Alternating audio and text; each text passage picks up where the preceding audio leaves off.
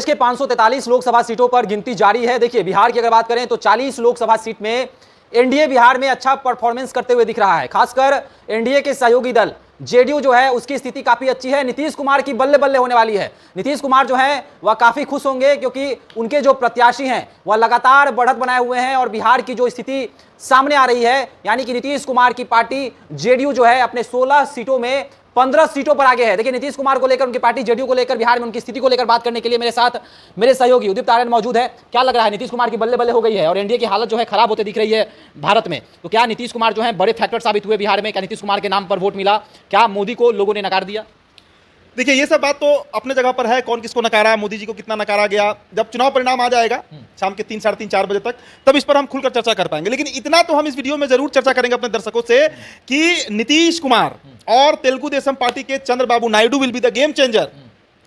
15-15 seat दोनों को मिल रहा है, 30 सीट, बहुत बड़ा आंकड़ा है ये।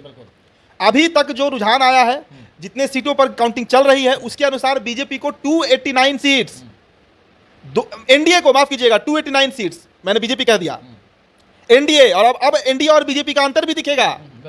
अब अगर उन 289 सीट में से आप 30 सीट निकाल दीजिए चंद्रबाबू नायडू और नीतीश कुमार का, तो यह आंकड़ा बहुमत से नीचे आ जाएगा, बहुत नीचे आ जाएगा, बहुमत से करीब 13-14 सीट नीचे आ जाएगा। और इंडिया गठबंधन को, मतलब राहुल गांधी का जो गठबंधन है, उसको आ रहा है करीब करीब 234 सीट। उसमें अगर आप ये 30 सीट जोड़ दीजिए तो ये आंकड़ा हो जाता है 264 के आसपास।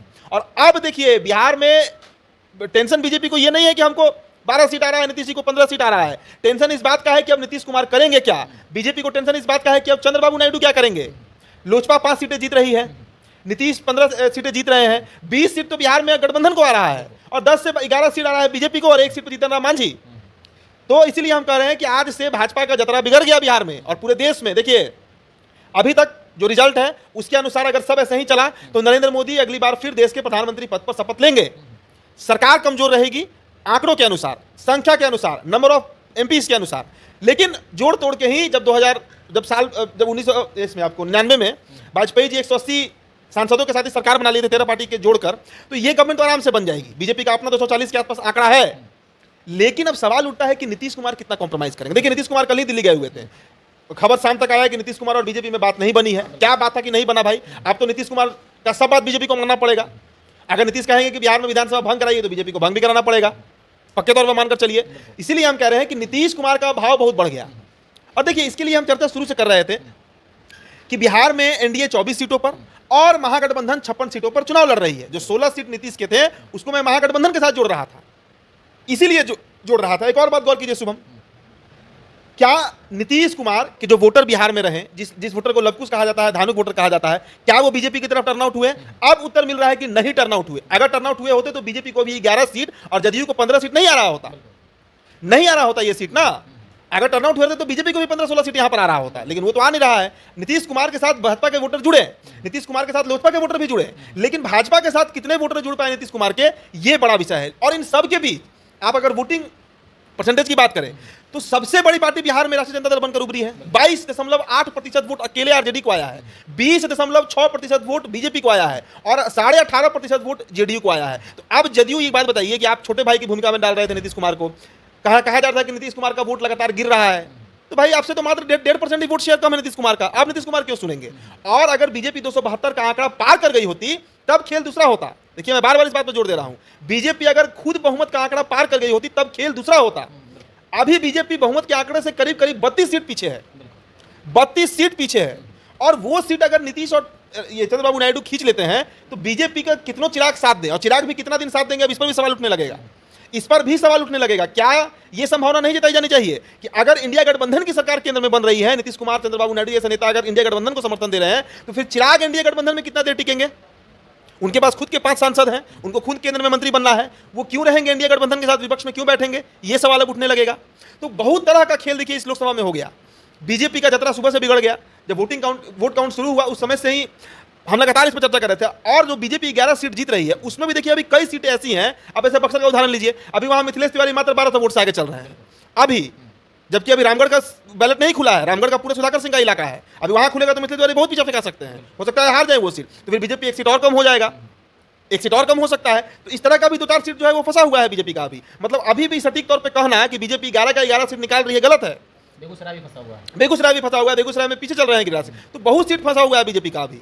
हो सकता है कि बिहार में बीजेपी को 10 से कम आ जाए सीट, कौन जानता है। इस बार जब परिवर्तन ही देश दिखा रहा है तो कई तरह के परिवर्तन दिखेंगे ना, लेकिन इन सब के बीच बाजी मारे हैं Nitish Kumar is the hero of the day.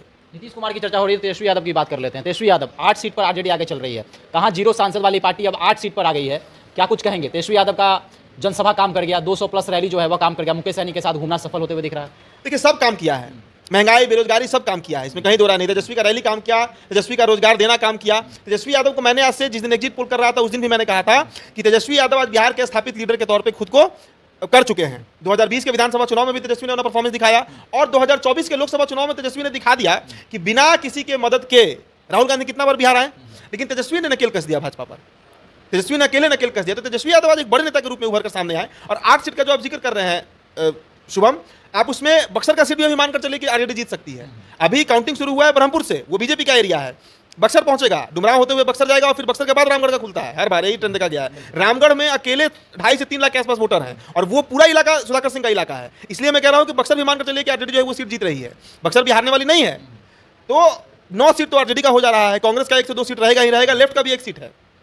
तो कुल मिला जुलाकर करीब करीब 10 से 11 सीटों पर इस बार देखिए हमारा नेशनल एग्जिट पोल कुछ भी दिखाए, नेशनल 400 पार करा रहा था, बिहार में 38 सीट दे रहा था, लेकिन हम 1 जून को भी ये बात कर रहे थे कि अगर वर्स्ट कंडीशन में भी महागठबंधन बहुत खराब परफॉर्म करेगी तो भी 10 सीट जीतेगी। और देखिए अब उसी के आसपास वहां आकर जाते हुए दिख रहा है। तेजस्वी यादव 10 सीटों पर कम से कम, अभी 3 बजे तक हो सकता है, ये 11 हो जाए, 12 हो जाए, 13 हो जाए, 14 तक जा सकता है और भी बढ़ सकता है संख्या, लेकिन 10 तो कम से कम तेजस्वी यादव रिटेन कर लिया। और ये तेजस्वी की उपलब्धि है बिहार में, ये तेजस्वी यादव की उपलब्धि है कि उन्होंने दुनिया की सबसे बड़ी पार्टी बीजेपी को बिहार में रोका है और उत्तर प्रदेश में अखिलेश यादव ने रोका है।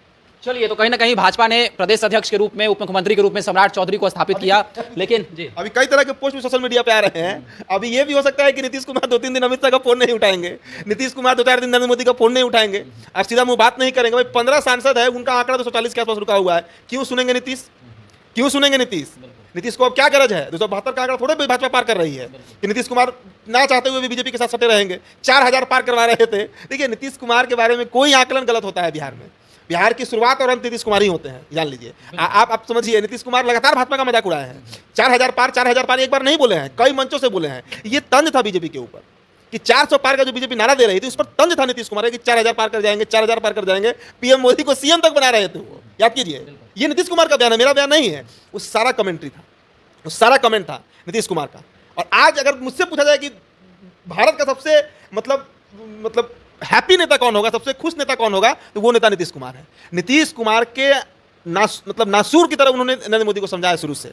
कितना भी वो गला मिले, कितना भी गठबंधन में जाए, नीतीश कुमार के लिए नासूर है नरेंद्र मोदी। और 2014 के बाद ये पहली बार हो रहा है जब बीजेपी डाउन हो रही है। हम ये नहीं कह रहे सरकार बीजेपी नहीं बनाने जा रही है, बीजेपी सरकार बनाएगी, लेकिन वो तैश में सरकार नहीं बनेगा, उस बहुमत सरकार नहीं बनेगा जिस बहुमत के लिए बीजेपी 2014 से जानी जा रही थी। और ये बहुत बड़ी उपलब्धि और खुशी नीतीश कुमार के लिए होगी। तो मैंने कहा ना कि नीतीश कुमार अभी 2-4 दिन फोन नहीं उठाने वाला है, ना अमित शाह का, नरेंद्र मोदी का। पटना बुलाएंगे कि आइए आप पटना बैठ के हमारा आवाज से बात होगा, जो होना होगा। हम दिल्ली अब नहीं आने वाले हैं, दिल्ली घूम कर नीतीश कुमार, इसीलिए वो दिल्ली घूम कर आ गए। अब बीजेपी वाले ये भी नहीं कह पाएंगे कि आप दिल्ली आइए, अब बीजेपी के लोग आएंगे पटना, नीतीश से बार्गेन होगा और नीतीश जो चाहेंगे वो करेंगे। ये भी एक संभावना है कि नीतीश अगर इंडिया गठबंधन की तरफ जाते हैं समर्थन देने के लिए, तो ये भी कह सकते हैं प्रधानमंत्री बनाइए हमको।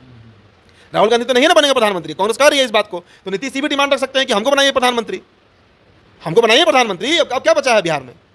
इसके अलावा पूर्णिया अगर जीते हैं पप्पू यादव तो वो सीट जाएगा कांग्रेस को। तो अभी हर तरह से इंडिया गठबंधन के लिए, इंडिया अलायंस के लिए आज का दिन बहुत शुभ है, काफी खुशी मन रहा होगा उधर। हालांकि अभी हड़बड़ाहट में कोई कुछ बोल नहीं रहा है, कहें कि अभी भी कई राउंड का वोटिंग बाकी है, कई राउंड का काउंटिंग बाकी है, उसके बाद ही खुलकर बोला जाएगा। लेकिन नीतीश कुमार एक बड़ा आनंद में होंगे, पूरा चिल कर रहे होंगे नीतीश कुमार। बिल्कुल, तो नीतीश कुमार बिहार में नीतीश कुमार हैं, कहीं ना कहीं सम्राट चौधरी का फैक्टर काम नहीं आया। लवकुश समीकरण, लवकुश जो है वोटर, वह नीतीश कुमार की तरफ ही दिख रहे हैं। और यह भी अब चर्चा का विषय बन गया है कि क्या नीतीश कुमार बड़े गेम चेंजर साबित हो सकते हैं।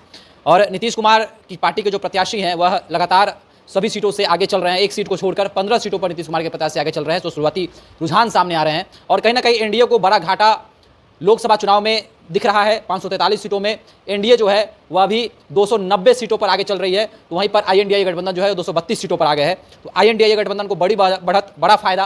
क्या कुछ कहेंगे बिहार के लिए? क्या नीतीश कुमार बड़े गेम चेंजर साबित होंगे? क्या आगे का रुझान भी यही रहेगा जो अभी का रुझान है? आप ही कह रहे हैं, आप हमारे से साझा कर सकते हैं।